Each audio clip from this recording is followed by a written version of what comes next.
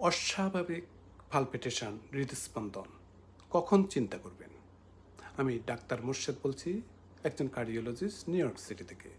হৃদস্পন্দন বা পালস হঠাৎ বেড়ে গেলে বা কমে গেলে আমরা অনেক সময় চিন্তা করি না, কিন্তু কিছু ক্ষেত্রে এটা হার্টের বড় সমস্যার সংকেত হতে পারে। কখন স্বাভাবিক সেটা একটু জেনে নিই। যেমন দৌড়ানো, ব্যায়াম বা ভয় পেলে হৃদস্পন্দন বেড়ে যাওয়া, এটি স্বাভাবিক। তো কখন চিন্তা করবেন?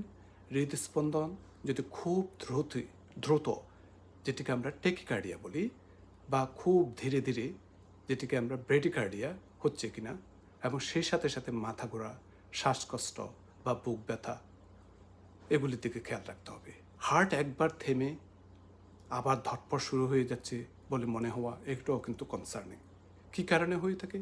আমরা এট্রিয়াল ফিব্রিলেশন বলে থাকি, থাইরয়েডের সমস্যা বলে থাকি, হার্ট ব্লক বা ইলেকট্রিক্যাল সিস্টেমের ত্রুটি বলে থাকি।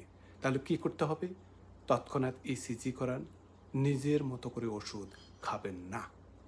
হৃদস্পন্দনের সমস্যা সবসময় যে বিপজ্জনক তা নয়, কিন্তু সতর্ক থাকা ভালো, কারণ মারাত্মক কিছু ঘটে যেতে পারে। আমি ডাক্তার মঞ্জুর মোর্শেদ।